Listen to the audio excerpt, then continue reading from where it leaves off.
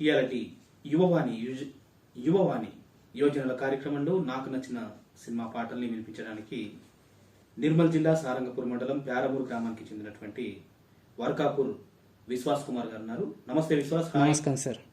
ఎట్లున్నావు? మంచిగా ఉన్నావా? బాగున్నా సార్.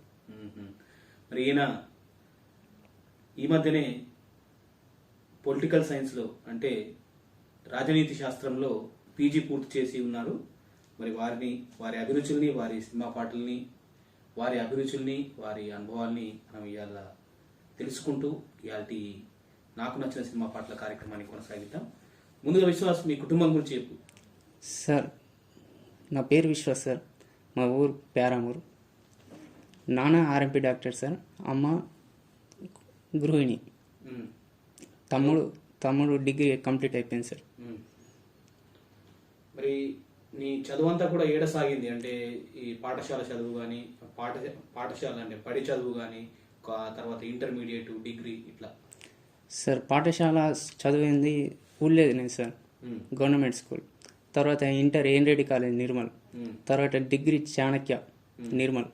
డిగ్రీలో ఏ గ్రూపు? డిగ్రీలో బిఏ సార్. బిఏ. ఎందుకు మరి? అంటే ఇప్పుడు యువత ఎక్కువ శాతం ఎంపీసీ, బైపీసీ తీసుకోవాలని అనుకుంటారు, కేవలం మీరు బిఏని ఎందుకు తీసుకున్నారు? రాజకీయం మీద కొంచెం సార్, పీజీ పొలిటికల్ సైన్స్ మీద వేయాలనిపించింది, అందుకే బిఏ తీసుకున్నా. బిఏ తీసుకుని మళ్ళీ పీజీ ఎంట్రన్స్ రాశాను సార్. ఉస్మానియా క్యాంపస్లో సీట్ వచ్చింది. ఉస్మానియా క్యాంపస్లో రాజనీతి శాస్త్రం మీద పీజీ చేసిన సార్. అంటే మరి మీ చదివే విధానం కానీ, పీజీ చేయాలని అంటే రాజనీతి శాస్త్రంలోనే పీజీ చేయాలనుకునే ఆ తత్వంతోనే చదివిండ్రు కాబట్టి మీకు రాజ్యాంగం మీద కానీ, ప్రజాస్వామ్యం మీద కానీ, ఈ ఓటు హక్కు మీద గింత మీకు మంచిగానే అవగాహన ఉంటుందని అనుకుంటున్నాం మేము. అవును సార్, అవును. అయితే రాజ్యాంగం గురించి కానీ, ఓటు హక్కు గురించి కానీ మాట్లాడుకునే ముందు మీరు శ్రోతలకు ఏ పాట వినిపిస్తారు? ముందుగా మేజర్ చంద్రకాంత్ సినిమాలోని పుణ్యభూమి నా దేశం సార్. మొదటినే మంచి ఒక దేశభక్తి గీతాన్ని శ్రోతలందరికీ కూడా వినిపించారు. మరి ఒక రాజనీతి శాస్త్రం చదువుతున్న ఒక విద్యార్థిగా అసలు రాజ్యాంగం గురించి అంటే ఏం చెప్తావు? అసలు మన భారత రాజ్యాంగం అంటే ఏంది అసలు? సార్, భారత రాజ్యాంగం అంటే భారత రాజ్యాంగానికి అంటే భారతదేశానికి స్వాతంత్రం వచ్చింది సార్, కానీ ఎలా నడవాలనో సరిగ్గా ప్రణాళిక లేకుండే. అలాంటి టైంలో మనకు రాజ్యాంగం అనేది ఒక ఆధారంగా తయారైంది సార్. 1946 డిసెంబర్ 9న రాజ్యాంగ పరిషత్ను ఏర్పాటు చేసుకున్నాం సార్. దానికి తొలి అధ్యక్షుడు సర్ సచ్చిదానంద శ్రీనివా. అదే 2 రోజుల తర్వాత 1946 డిసెంబర్ 11వ తారీఖున శాశ్వత అధ్యక్షుడిగా బాబు రాజేంద్ర ప్రసాద్ని ఎన్నుకోవడం జరిగింది సార్. 13న జవహర్లాల్ నెహ్రూ ఆశయాల తీర్మానాన్ని ప్రవేశపెట్టాడు సార్. 1949 నవంబర్ 26న సరిగ్గా 2 సంవత్సరాల 11 నెలల 18 రోజుల కాలంతో రాజ్యాంగాన్ని ఆమోదించుకున్నాం. 1950 జనవరి 26న రాజ్యాంగాన్ని అమలుపరుచుకున్నాం. రాజ్యాంగం యొక్క ఖర్చు 63,96,729 రూపాయలు సార్. రాజ్యాంగాన్ని రాసింది డాక్టర్ బాబాసాహెబ్ అంబేద్కర్. రాజ్యాంగ రూపశిల్పిగా బాబాసాహెబ్ అంబేద్కర్ని అనంతశయ్య అయ్యంగర్ గారు అభివర్ణించడం జరిగింది. భారత రాజ్యాంగం ప్రపంచ రాజ్యాంగంలో అతిపెద్ద లిఖిత రాజ్యాంగం. బ్రిటన్ రాజ్యాంగం కంటే దృఢమైనది, అమెరికా రాజ్యాంగం కంటే అదృఢమైనది సార్. మన భారత రాజ్యాంగంలో ప్రాథమిక హక్కులు అమెరికా నుండి, అలాగే రష్యా నుండి ప్రాథమిక విధులు, ఐర్లాండ్ నుండి ఆదేశిక సూత్రాలు, కెనడా నుండి రాష్ట్రపతి ఎన్నిక విధానం, అలాగే గవర్నర్ ఎన్నిక విధానం, బ్రిటన్ నుండి పార్లమెంటరీ విధానం, ఇలా 60 దేశాల నుంచి ఒక్కొక్క అంశాన్ని స్వీకరించి కూడబెట్టి రాసింది సార్ రాజ్యాంగాన్ని. చాలా ఆసక్తికరమైన విషయాల్ని రాజ్యాంగం గురించి, రాజ్యాంగం రాయడం వెనుక ఉన్నటువంటి చాలా ఆసక్తికర విషయాల్ని శ్రోతలకు తెలియజేసిండ్రు. మరి ఇప్పుడు ఏ పాట వినిపిస్తారు సార్? ఎన్టీఆర్ మహానాయకుడిలోని రాజయోగి అని సాంగ్ ఉంటుంది సార్. యువవాణి యువజనుల కార్యక్రమంలో నాకు నచ్చిన సినిమా పాటలను వినిపిస్తున్నారు వర్కాపూర్ విశ్వాస్ కుమార్ గారు. అయితే మరి విశ్వాస్ కుమార్ గారు, మీరు ఒక రాజనీతి శాస్త్రాన్ని చదివిన ఒక విద్యార్థిగా అసలు గణతంత్ర దినోత్సవాన్ని ఈ జనవరి 26 రోజే ఎందుకు జరుపుకుంటారు? దాని వెనుకున్నటువంటి కథ ఏంటి అసలు? సార్, చిన్నగా చెప్పుకోవాలనుకుంటే 1929 లాహోర్ సమావేశంలో 1930 జనవరి 26 నాడు పూర్ణ స్వరాజ్ దినోత్సవం జరుపుకోవాలనుకుంటున్నాం సార్. అదే మన మొదటి స్వాతంత్ర వేడుక. అప్పుడే మనం తొలిసారిగా జెండాను ఎగురవేసినాం. సరిగ్గా 20 సంవత్సరాలకు 1950 జనవరి 26న రాజ్యాంగం అమలులోకి వచ్చింది కాబట్టి అదే రోజు గణతంత్ర దినోత్సవాన్ని జరుపుకుంటున్నాం సార్.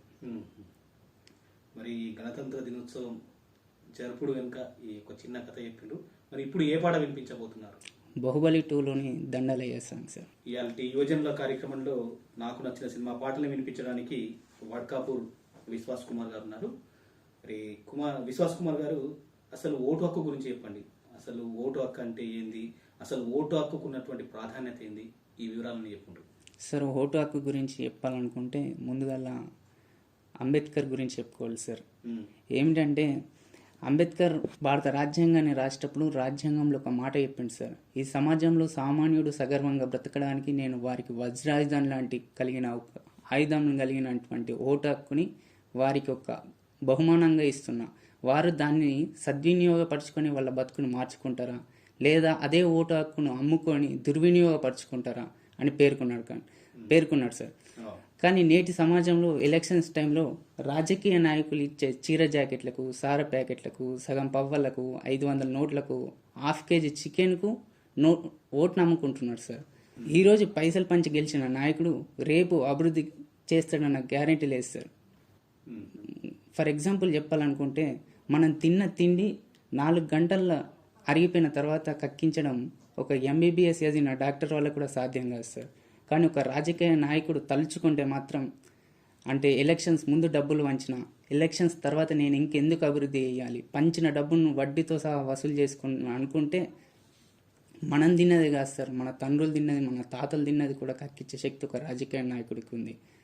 అంటే ఎంత తీసుమార్కాని రాజకీయ నాయకుడైనా ఎలక్షన్స్ టైంలో ఒక సామాన్యుడి ముందు శిరస్సు వంచి చేతులు జోడించి ఓటు అడుగుతుండంటే ఓటుకి ఎంత విలువ ఉందో ఒకసారి గుర్తుంచుకోవాలి సార్.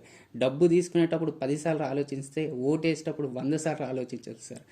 డబ్బు తీసుకోకుండా ఓటేసినప్పుడు ఎలాంటి స్వార్థపూరిత లక్షణాలు లేని యువత మనలో నుంచే పుట్టుకొచ్చి ఒక నాయకుడు అభివృద్ధి పథంలో దేశాన్ని నడిపిస్తాడని నా అంచనా సార్. యువత రాజకీయాల్లోకి వస్తే అభివృద్ధి జరుగుతుందా? జరిగితే ఎట్లా సార్?